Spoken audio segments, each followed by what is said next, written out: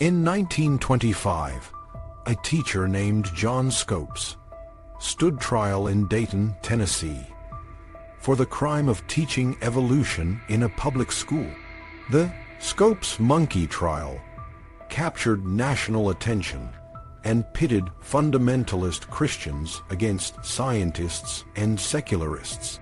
This trial was a microcosm of a much larger conflict that had been brewing for centuries: the clash between biblical literalism and scientific discovery.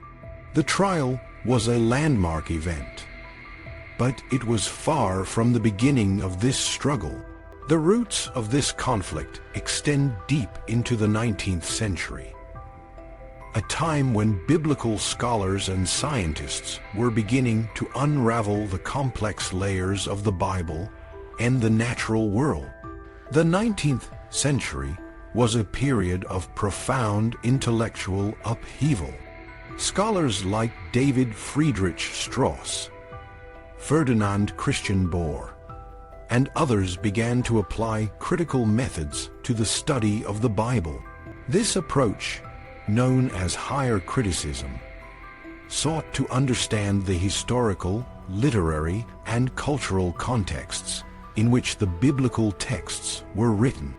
They questioned the traditional assumptions about the authorship, dating, and authenticity of the biblical books. For example, Strauss's Life of Jesus, 1835, argued that many of the miracles and events described in the Gospels were mythological or legendary, rather than historical. These critics did not set out to undermine faith. Rather, they sought to understand the Bible on its own terms. However, their findings challenged the literal interpretation of the Bible that had been the norm for centuries. Traditionalists were outraged, and the conflict between these two approaches to the Bible became a defining feature of 19th century intellectual life. The implications of higher criticism were far-reaching. For centuries, Christians had believed that the Bible was a unified and coherent text, divinely inspired and free from error.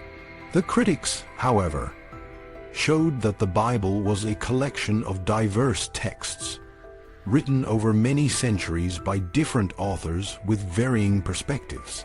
This diversity was particularly evident in the New Testament, where different books presented different views of Jesus and the nature of God. For example, the Gospel of John presents a highly theological and Christological view of Jesus, emphasizing his divinity and pre-existence. In contrast, the Gospel of Mark portrays Jesus as a human prophet and miracle worker, with less emphasis on his divine nature. The letters of Paul, too, offer a different perspective, focusing on the theological implications of Jesus' death and resurrection, rather than his earthly life. This plurality of ideas within the New Testament challenged the traditional doctrines of the Trinity and the divinity of Christ.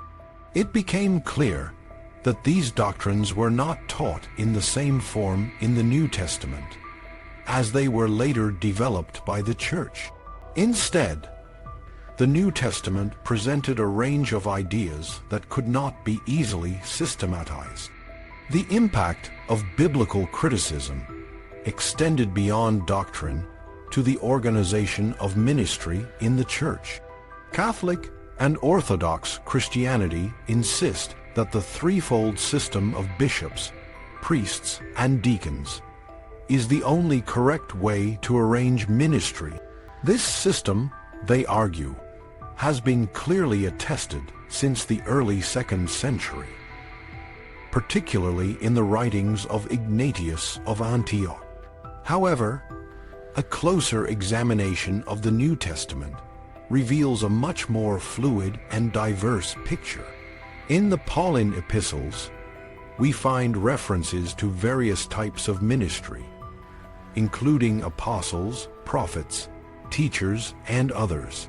These roles do not correspond neatly to the later threefold system.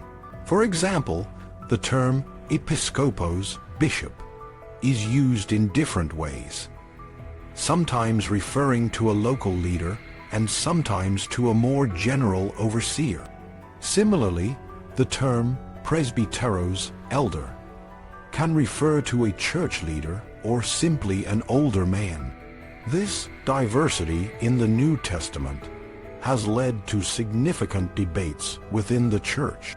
For Protestants, who regard the Bible as the sole source of authority, the lack of a clear system in the New Testament is particularly troubling.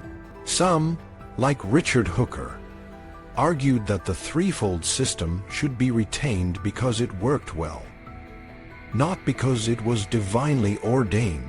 Others, like Martin Luther, suggested that the New Testament does not prescribe any particular system of ministry, and that churches should be free to adopt systems that are pragmatic and effective. The 19th century also saw the rise of scientific discoveries that challenged traditional biblical interpretations. One of the most significant was the theory of evolution, proposed by Charles Darwin in his 1859 book, On the Origin of Species. Darwin's theory posited that species evolved through natural selection over millions of years, challenging the biblical account of creation in 6 days. The conflict between evolution and creationism has been a major point of contention ever since. Young Earth creationists, who believe that the world was created in the 5th millennium BC, reject the scientific consensus on the age of the Earth and the theory of evolution. However, the overwhelming scientific evidence, including fossil records and radiometric dating, supports the idea that the Earth is billions of years old and that species have evolved over time. This conflict has had profound implications for Christian theology. For example, the biblical account of Adam and Eve, which is central to the Christian story of original sin, is difficult to reconcile with the scientific understanding of human evolution. The Catholic Catechism, for instance, teaches that the story of Adam and Eve is a historical account. But this view is increasingly seen as untenable by many scholars and scientists. By the early 20th century, a kind of calm had descended on the study of the Bible. The more radical approaches of the 19th century critics had been assimilated by many scholars and religious leaders. The spirit of biblical criticism, which emphasizes open-mindedness and a willingness to follow the evidence wherever it leads, had become a defining feature of modern biblical studies. However, the conflict between biblical literalism and critical scholarship continues to this day. Fundamentalist Christians, like their 19th century predecessors, reject the findings of biblical criticism and hold to a literal interpretation of the Bible. For them, the Bible is the inerrant Word of God, free from error and contradiction. In contrast, many scholars and liberal Christians see the Bible as a complex and multifaceted text that reflects the historical, cultural, and theological contexts in which it was written. They recognize the diversity of ideas within the Bible and the importance of understanding these ideas in their historical context. This approach allows for a more nuanced and dynamic understanding of the Bible, one that is not bound by the constraints of literalism. The Bible, as a text, has always been a source of both comfort and controversy.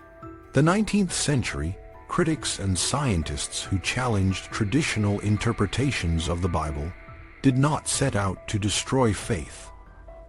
They sought to understand the Bible more deeply and to reconcile it with the realities of the world around them.